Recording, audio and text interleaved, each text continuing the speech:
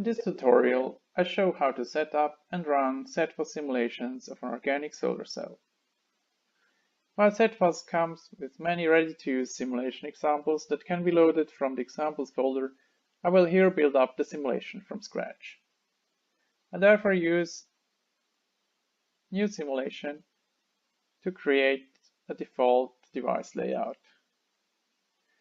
Now I proceed to the definition of the geometry for the layer stack of my solar cell. First, I add 4 new layers. The first and last layers correspond to the surrounding medium, for which I choose air. For these layers, we do not have to specify the thickness. The next layer from the top is the glass substrate, for which a thickness of 1 mm is chosen. This is followed by 125 nanometers of ITO as the front electrode, 50 nanometers of PDOT, and then 100 nanometers of P3HT PCBM as active absorber. And the whole is finished up by a back reflector of aluminium of 100 nanometers thickness.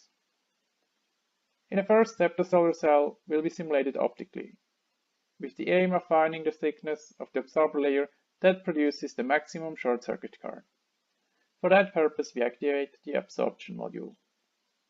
Now we have to define the optical properties of the different layers regarding the material constants and whether the layer is to be treated as coherent, incoherent, or even transparent. The glass substrate is treated as incoherent. Non-absorbing, which is K is equal to 0, and with constant reflective index N equals to 1.5. All the other layers in the stack are treated as coherent, which is the default, and their optical constants are imported with proper consideration of the wavelength dependence from NK files in the materials database of ZFOS.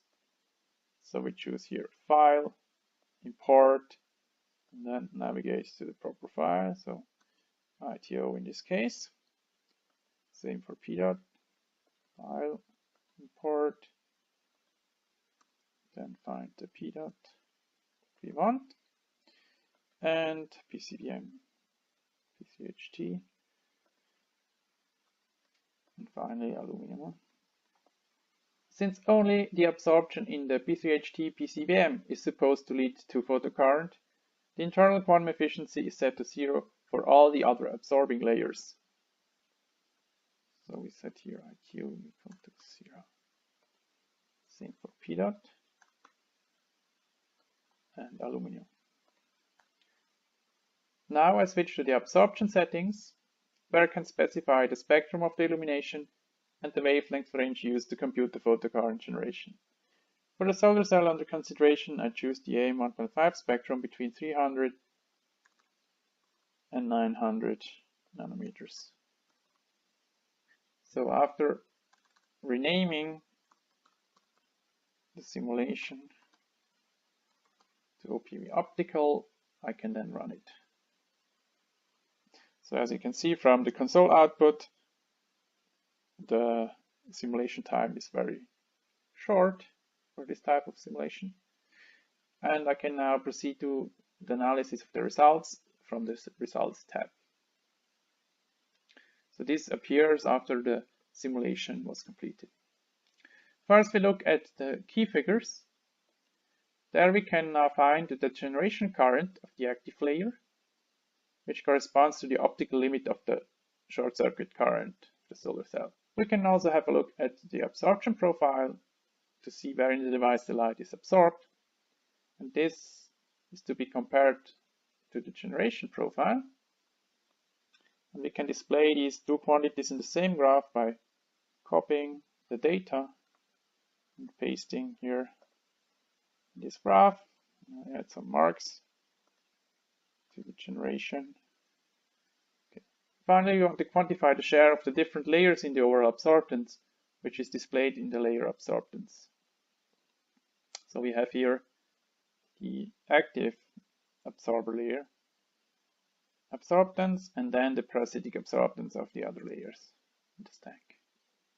Same information in slightly different representation can be obtained from the stat contributions plot. Next, we vary the absorber layer thickness in order to maximize the optical generation current. To this end, I activate the sweep mode and insert the parameters of the sweep. So in this case, the active layer thickness, which is varied from 50 to 150 nanometers, in steps of 5 nanometers. So I can again rename here to get a new simulation output and then run the sweep. Now, while still very fast, we can see that in order to speed up the simulation, in sweeps, multi-threading is used.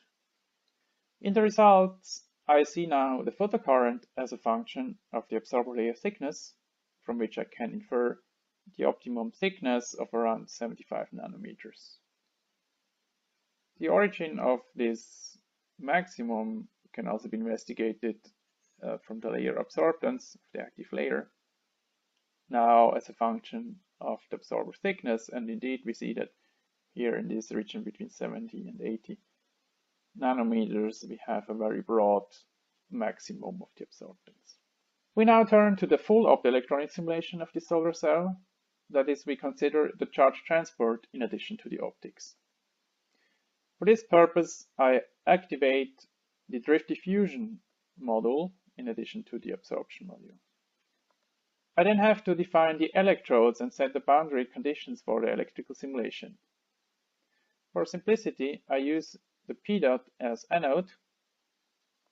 So I set here electrode, and I use thermonic boundary conditions. The work function at 4.8 electron volts. And as a cathode, I use the aluminum, again with thermonic emission boundary conditions, but at a work function of 3.9 electron volts. Okay. Now, the absorber layer in between is set to semiconducting. And for this layer, we now have to specify the electrical material properties. And this is again done via importing the corresponding material file. So I can again check the material database, and I found here several files with material data. So we have here now the constants for HOMO-LUMO levels, effective density of states, dielectric constant, but also the optical generation efficiency, Langevin recombination prefactor, and the mobilities for which a constant model is used. At this stage, we do not consider any excitonic behavior, so we assume that photons absorbed in the active layer generate directly free charge carriers, and for this we enable in the absorption settings the coupling to two charges. Now, in order to consider traps and shock-Redol recombination, we have to enable these in the drift diffusion settings, which can also be done here. And so if you go then to the drift diffusion settings, we see that this is now enabled. Here we also have to set the bias voltage for the simulation. And since we first consider short circuit conditions, we set 0 as bias voltage. So we can now rename this. So before we run, we have to deactivate the sweep that we had before. So we only have this one simulation at 0 bias voltage for the given configuration. Okay, now in the key figures, we find the short circuit current as a J mean, and the difference to the optical current, which of course is still the same, is formed by the recombination current and some small leakage component, which can be inferred also from the profile of the currents. So we see here these leakage, small leakage currents at the boundaries. Now we can again vary the absorber layer thickness, so I reactivate this sweep here.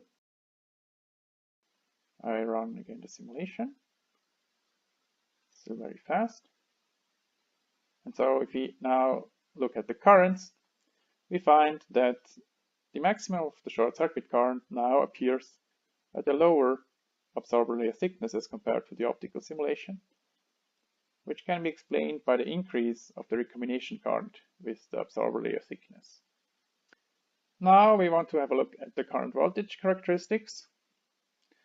And for that, we replace this sweep over thickness by sweep over voltage from 0 to 750 millivolts with 50 millivolt step.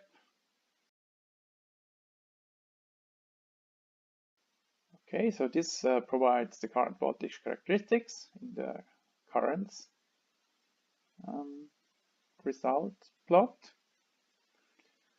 If we go now to the key figures, we find all the photovoltaic performance parameters that are inferred from the current voltage characteristics. So open circuit voltage, short circuit current, fill factor, and also the power conversion efficiency, which in this case is quite low. And so if we go back to the current voltage characteristics, we see that we have quite a lot of recombination. And in order to establish a quantitative relationship between the PV performance and the Shockley-Reed-Hall recombination, we now vary the density of defects in an additional sweep. So we go to the sweep settings and then we add here a sweep. And now we look at the electrical material properties, electronic, and set here the density of traps from a very low to a rather high value, and set 1 step per decade, so in a log scale. You can now run again simulation. So this takes a bit more time as we have to compute JV curves at different defect densities, but still it's quite a fast simulation. So now we can have the current voltage characteristics either as individual curves for the different defect densities, or we can also sweep the JV curve. On the other hand, one can now inspect the photovoltaic performance parameters as a function of defect density, so for instance fill factor, open circuit voltage, or circuit current. And from that one can see that there is a threshold value of about 10 to 11 per cubic centimeter defect density, above which there's a severe degradation of the solar cell performance.